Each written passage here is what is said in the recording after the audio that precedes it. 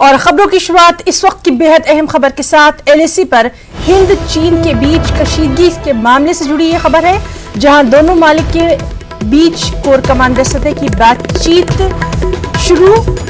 6 जून को भी इस तरह की एक मीटिंग हुई थी। कशीदगी कम करने पर 6 जून को इत्तेफाक किया गया था। और सबसे अहम बात यह कि पुरतशद्दुद झड़प के बाद आज की इस मीटिंग को काफी अहम माना जा रहा है।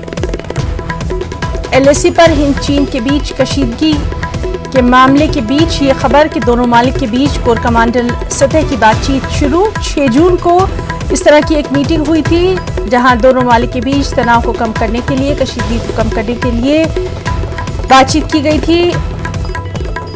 6 जून को इत्तेफाक इस पर हुआ था और इसी तरह से आज की ये मीटिंग काफी अहम मानी जा रही है। और चलिए सीधे रुख करेंगे दिल्ली का। हमारे साथ मौजूद हैं हमारे साथी शैलेंद्र वांगू। शैलेंद्र, बेहद अहम इस मीटिंग को माना जा रहा है और खास तौर से जिस तरह से लगातार हम देख रहे हैं कि ये कोशिश भारत की हो रही है कि किसी भी तरह से हर तरह की कशीदगी को दूर किया जाए बातचीत के जरिए। बिल्कुल, आपको बता दें कि 6 जून को भी ऐसी बैठक हुई थी कोर कमांडर लेवल पे। उसी जगह पे आज दोबारा मीटिंग हो रही है। हालांकि आपको याद दिला दें कि 6 जून को हुई बैठक में दोनों तरफ से इस बात पर रजामंदी हुई थी कि डीएस्केलेशन किया जाएगा, तनाव कम किया जाएगा। लेकिन उसके बाद गलवान का इंसिडेंट हुआ, जिसमें भारत के 20 जो जवान है वो शहीद हो गए, जिसमें कर्नल भी शामिल थे। लेकिन आज की इस बैठक में माना जा रहा है कि 2-3 अहम मुद्दों पर बात होगी। पहला तो ये कि डीएस्केलेशन कैसे किया जाए, तो इस पर दोबारा एक बार बातचीत होगी और इंश्योर किया जाएगा कि डीएस्केलेशन हो, और वहीं साथ ही साथ गलवान जैसे इंसिडेंट दोबारा ना हो, इसको इंश्योर करने किया जाएगा दोनों देशों की तरफ से। आपको बता दें कि इस लेवल पर जो बातचीत है वो दोबारा हो रही है 6 जून के बाद। लेकिन सहमति गलवान को लेकर जो है चीन की तरफ से उस सहमति पर चीन बरकरार नहीं रहा, जिस वजह से गलवान घाटी का इंसिडेंट हुआ। तो अब ऐसे में ये आज की बैठक काफी महत्वपूर्ण है। इसमें देखना होगा कि किस तरह से डिसएंगेजमेंट को लेकर दोनों देश आगे बढ़ते हैं। और वहीं साथ ही साथ आपको ये भी बता दें कि कल 3 कंट्रीज यानी रशिया, इंडिया, चाइना की भी बैठक होनी है, विदेश मंत्रियों की, फॉरेन मिनिस्टर्स की।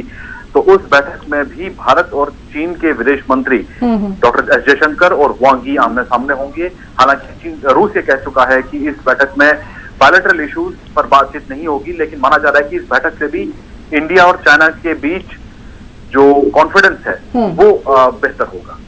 जी शैलेंद्र, और एक और चीज कि जिस तरह से राजनाथ सिंह ने खुद तमाम तर हालात का जायजा लिया है, उनकी कड़ी निगाह भी इस पर रही है और उन्होंने कल भी इस सिलसिले में एक अहम मीटिंग ली थी तमाम लोगों को एतमाद में लेते हुए। बिल्कुल, रक्षा मंत्री राजनाथ सिंह लगातार हालात पर नजर बनाए हुए हैं। कल भी उनकी एक मीटिंग हुई थी जिसमें सीडीएस और तीनों फोर्सेस के चीफ शामिल हुए थे और उसमें जायजा लिया गया।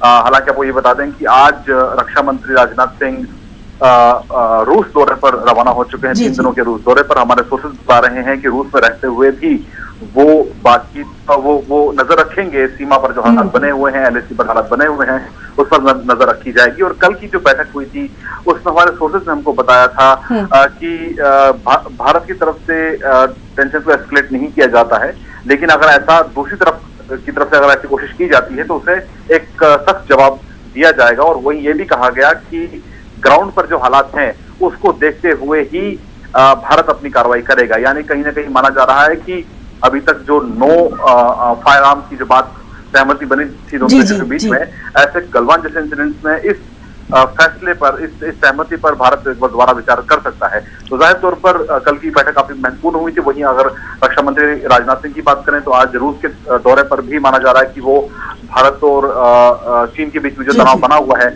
उसको लेकर भी रूस से बात हो सकती है। जी शैलेंद्र वांगू, बहुत बहुत शुक्रिया आपका अदा करना चाहेंगे तमाम तर तफसीली जानकारी के लिए। लगातार इस अहम खबर पर हमारी भी नजर बनी हुई है।